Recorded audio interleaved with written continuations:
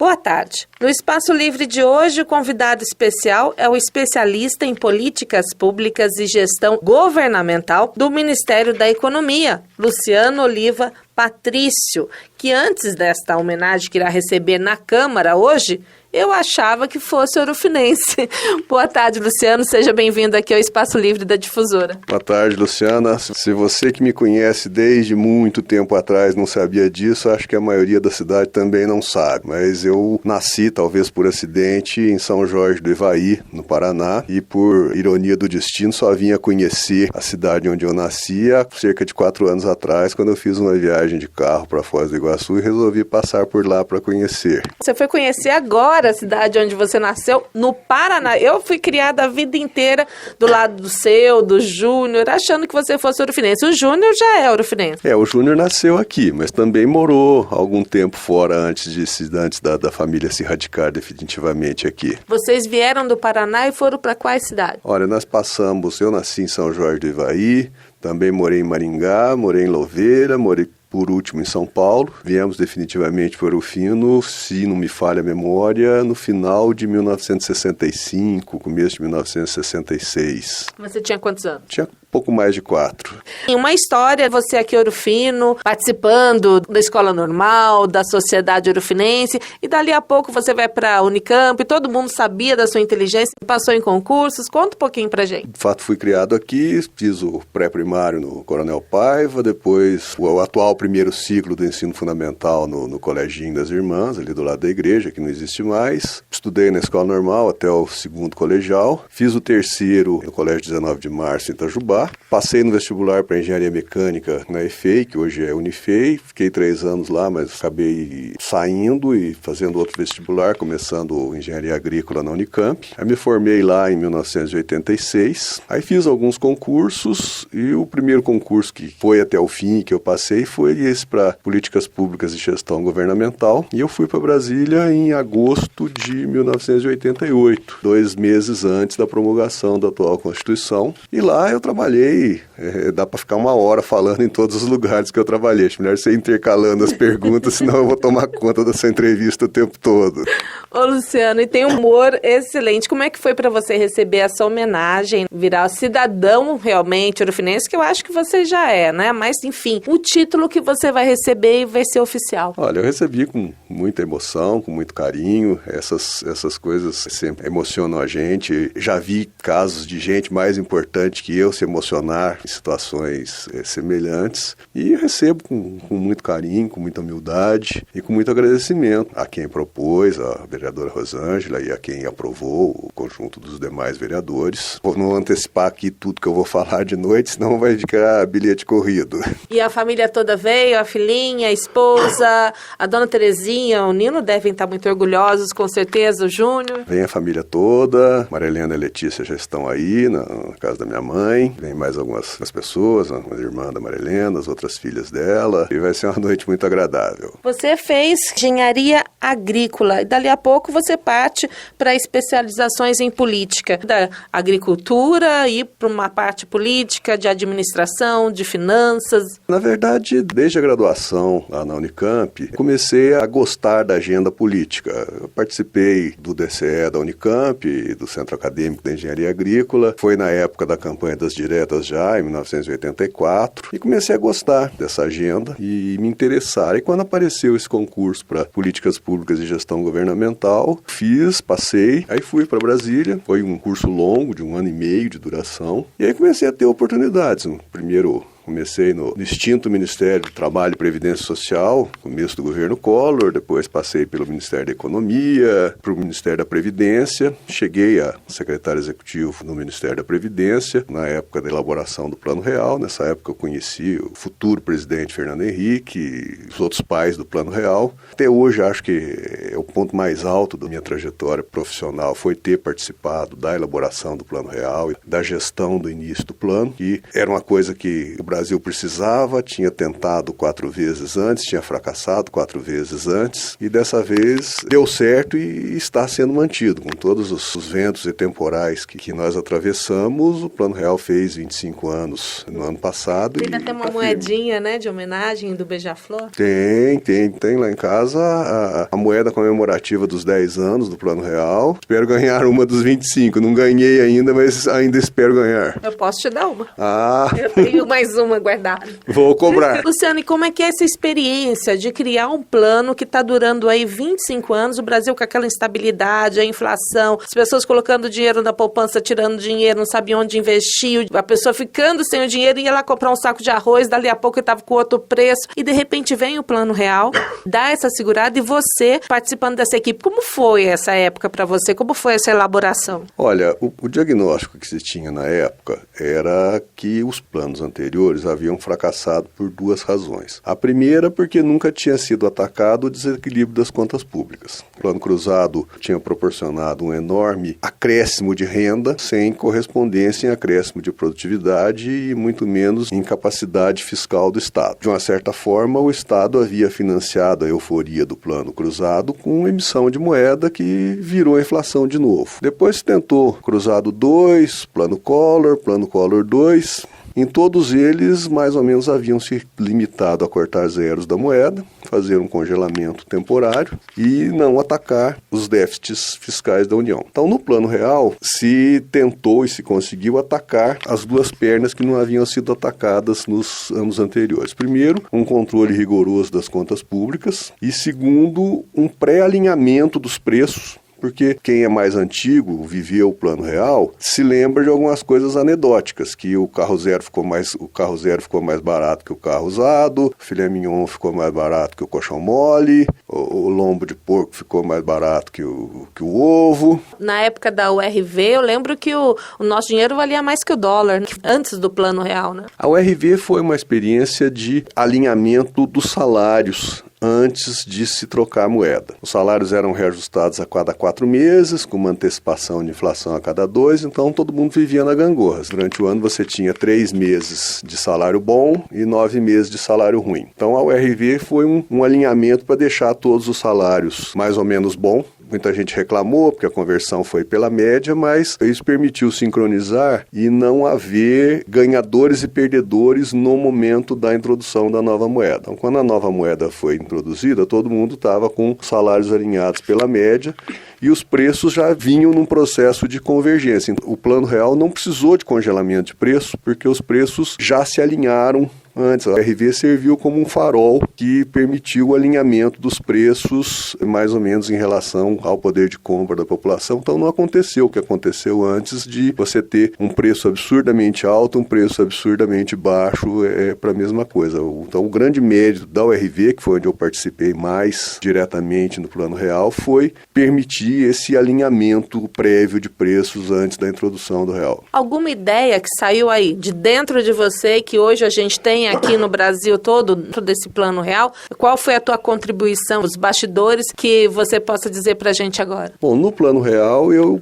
escrevi e ajudei a negociar no Congresso todas as regras de conversão de salários e benefícios previdenciários. Depois que eu saí do Ministério da Previdência e fui trabalhar no Ministério da Educação, tive outras contribuições que posso falar depois. Mas no Plano Real, a minha participação central foi na parte de conversão de salários e benefícios da Previdência.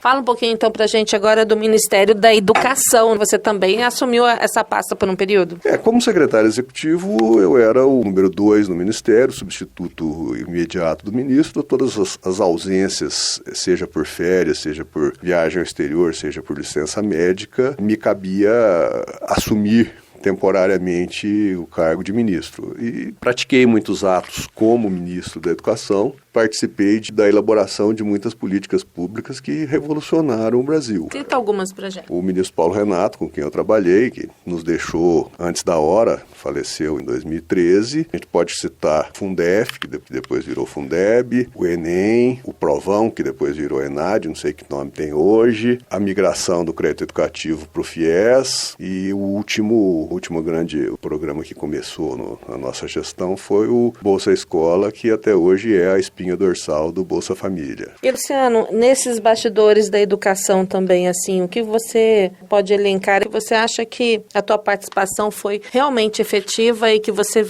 falou agora no Bolsa, mas que foi também uma criação que você pode ter tido uma contribuição? Olha, eu participei bastante da formulação do Fundef, que permitiu uma reorganização geral do financiamento da educação, primeiro fundamental, depois básica, nos estados e nos municípios, introdução da complementação da União nos estados mais pobres. Depois eu posso citar o FIES, que era uma demanda da sociedade historicamente reprimida. A gente mais recebia lá no MEC, era pedido para interferir, para conseguir crédito educativo para alguém, o modelo estava esgotado. Gerações e gerações de estudantes tinham usado o crédito educativo e não tinham pago. Aí nós fizemos uma reforma, securitizamos aquela dívida que estava mais ou menos perdida, introduzimos um programa novo que achávamos que seria mais sustentável. Depois a história provou que também não foi. Depois disso já houve mais 3 reformas no FIES e ele continua teimosamente ostentando altos níveis de inadimplência, mas na época foi uma formulação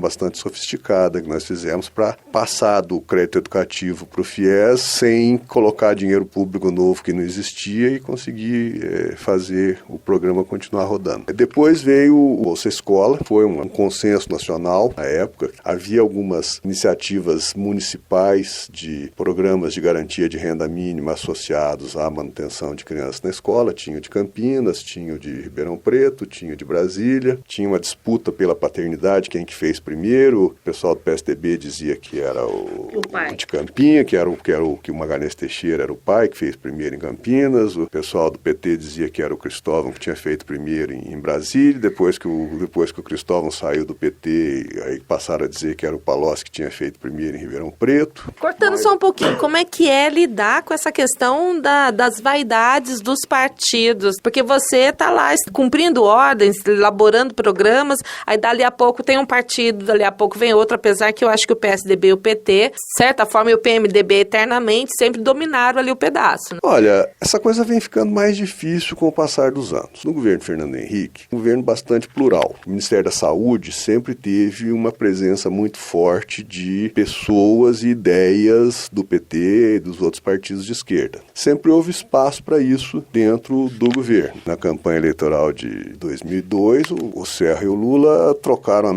amabilidade sobre o apoio que o PT tinha dado para a emenda constitucional 29, que aumentou substancialmente os recursos para o Ministério da Saúde. Depois, ao longo do governo Lula, houve espaço para pessoas e ideias que tinham contribuído no governo Fernando Henrique. E eu sou um sobrevivente dessa época. Eu passei do primeiro escalão do governo Fernando Henrique para o segundo, fiquei uma boa parte do tempo no segundo escalão do governo Lula e pude contribuir, tive oportunidades de ajudar a desmistificar muitas coisas que quem está do lado de fora do governo sempre imagina que o governo está fazendo tudo errado, que podia fazer melhor, e aí quando senta na cadeira vai vendo por que foi feito assim, não foi feito assado.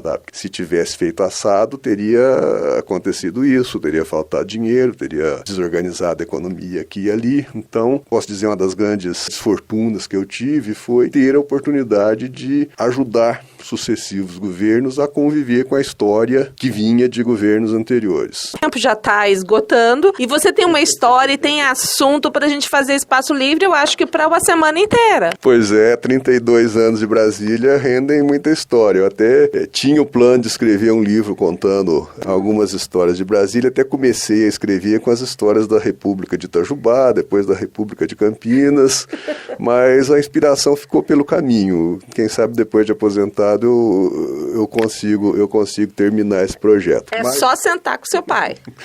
Quem sabe ele possa me ajudar. Bom, mas depois do Ministério da Educação, eu passei 4 anos no Ministério da Fazenda, no primeiro mandato do presidente Lula, depois ali trabalhando como subsecretário para Assuntos Econômicos na Secretaria Executiva, chefiada na época pelo Bernardo Api, que hoje está posando aí como o pai da reforma tributária, é uma pessoa que é um economista que eu tive uma parceria muito boa, trabalhamos juntos 4 anos, contribuí bastante com ele, aprendi bastante com ele. Também, toda vez que a gente se encontra em algum lugar, é sempre um reencontro agradável. Aí depois voltei, passei pelo Ministério do Planejamento. Quando eu me casei com a Maria Helena, quis passar um tempo fora de Brasília, aí eu acabei passando 4 anos, mais ou menos, fora de Brasília. Fiquei 1 ano no Conselho Nacional de Justiça, depois tirei 2 anos de licença, capacitação para fazer mestrado em Demografia na Unicamp. Fiquei 2 anos curtindo a minha filhinha, que hoje está fazendo 10 anos. Linda. Bom, eu sou suspeito para falar. Aí quando eu voltei para Brasília, eu fiquei 4 anos no Ministério do Meio Ambiente, trabalhando essencialmente com compensação ambiental. Depois fui por 1 ano secretário executivo do Ministério das Cidades, com o ministro Bruno Araújo. Nessa época eu tive oportunidade de ajudar a viabilizar um financiamento para um empreendimento Minha Casa Minha Vida aqui em Ouro Fino, que até fui convidado depois para participar da inauguração simbólica. Depois voltei, passei 1 ano no MEC e mais ou menos 1 ano hoje no Ministério do Desenvolvimento Regional. Hoje eu estou de volta ao Ministério da Economia, mas fora da cúpula do Ministério, fora do centro dos acontecimentos, sem influência no que está acontecendo lá. Virou cidadão italiano também? Vamos puxar agora para o lado da raiz ou ainda não? Não, ainda não conseguimos, não sei se vai dar certo. Meu pai fez todo o levantamento, todo o processo para entrar com pedido de cidadania, mas bateu num entrave burocrático lá na Embaixada da Itália. No atestado de óbito do meu avô consta que ele foi eleitor no Brasil e aí a Itália interpreta isso como uma naturalização tácita e aí estamos tentando ver se de alguma forma é possível retificar o estado de óbito para tirar essa menção aí, mas por enquanto não tem perspectiva de virar italiano, não. Mas a sua família foi homenageada nas últimas festas italianas aqui de Ouro Fino. Sim, italianos de alma sempre fomos e sempre seremos, né?